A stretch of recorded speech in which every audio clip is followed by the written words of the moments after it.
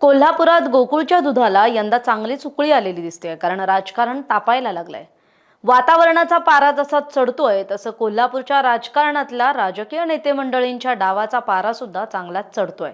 ज्यांनी 25 वर्षांच्या मनपा आघाडीला सुरुंग लावला, त्याच बंटी पाटील आणि मुश्रीफ जोडीत यंदा राज्यातील सत्ता समीकरणामुळे परस्पर विरोधी गोकुळची निवडणूक लढण्याची वेळ आली आहे।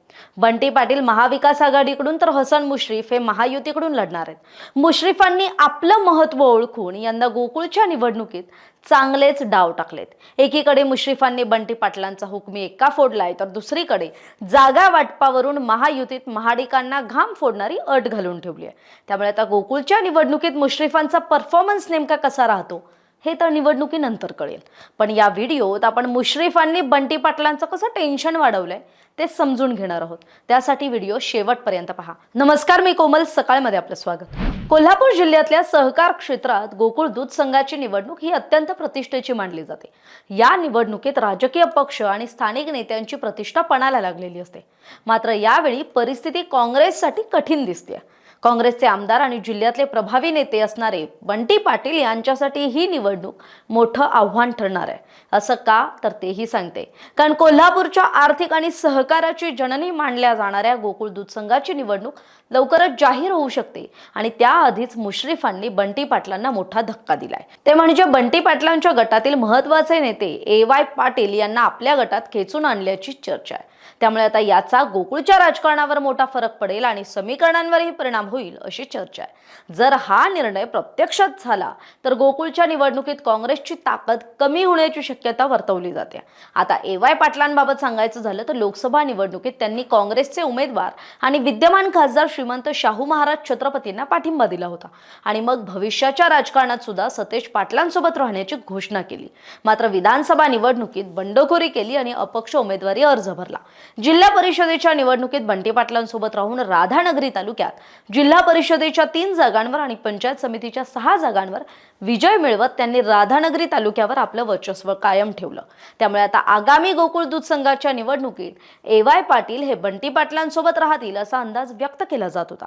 मात्र स्थानिक राजकारण वेगळं आणि सहकारातलं राजकारण वेगळं असा एक निर्णय ठरवून AY पाटील हे वैद्यकीय शिक्षण मंत्री हसन मुश्रीफांसोबत गोकुळच्या राजकारणात जाणार असल्याचं दिसतंय। मागील निवडणुकीत वैद्यकीय शिक्षण मंत्री हसन मुश्रीफांनीच आपल्या गटातून AY पाटलांना उमेदवारीची घोषणा केली होती। मात्र AY पाटील यांनी त्यावेळी आपला कार्यकर्ता किसन चौगुले यांना संधी देण्याचा निर्णय घेतला।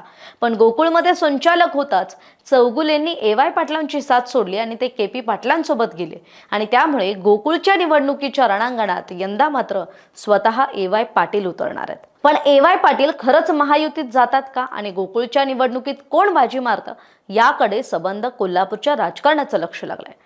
आता दुसरा डाव जो मुश्रीफांचा होता तो महायुतीवरच। एकीकडे महायुती म्हणून शिवसेना, राष्ट्रवादी काँग्रेस आणि भाजप हे एकत्र लढण्याच्या तयारीत असताना मुश्रीफांनी वेगळाच डाव टाकला। ते म्हणजे गोकुळच्या निवडणुकीच्या जागांचं वाटप हे पक्षनिहाय समसमान करण्याला मुश्रीफांचा विरोध आहे। ज्याच्याकडे जितके ठराव त्याला तितक्या जागा असा फॉर्म्युला मुश्रीफांनी महायुतीच्या बैठकीत मांडलाय आणि त्यासाठी ते आग्रही आहेत। त्यामुळे आता गोकुळच्या संचालिका शौमिका महाडिकांनी सुद्धा आपल्या कार्यकर्त्यांना गोकुळच्या निवडणुकीत हलक्यात घेऊ नका आणि जास्तीत जास्त ठरावधारकांना सोबत घेण्याचा प्रयत्न करा असं आवाहन केलंय। त्यामुळे गोकुळ दूध संघाची निवडणूक ही फक्त सहकार क्षेत्रातली निवडणूक नाहीये, ती कोल्हापूरच्या राजकारणातली मोठी शक्ती परीक्षा आहे। AY पाटील यांनी बंटी पाटलांची साथ सोडली तर गोकुळमधली राजकीय समीकरणं कशी बदलतात आणि मग बंटी पाटील आणि गटाला याचा किती मोठा फटका बसतो हे तर येणाऱ्या काही दिवसात स्पष्ट होईलच। तरी आपल्याला याविषयी काय वाटतंय, आपली मतं कमेंट करून जरूर कळवा।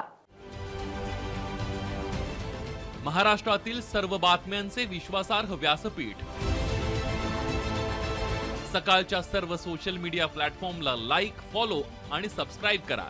तसंच सर्व नोटिफिकेशनसाठी बेल आयकॉन प्रेस करायला विसरू नका।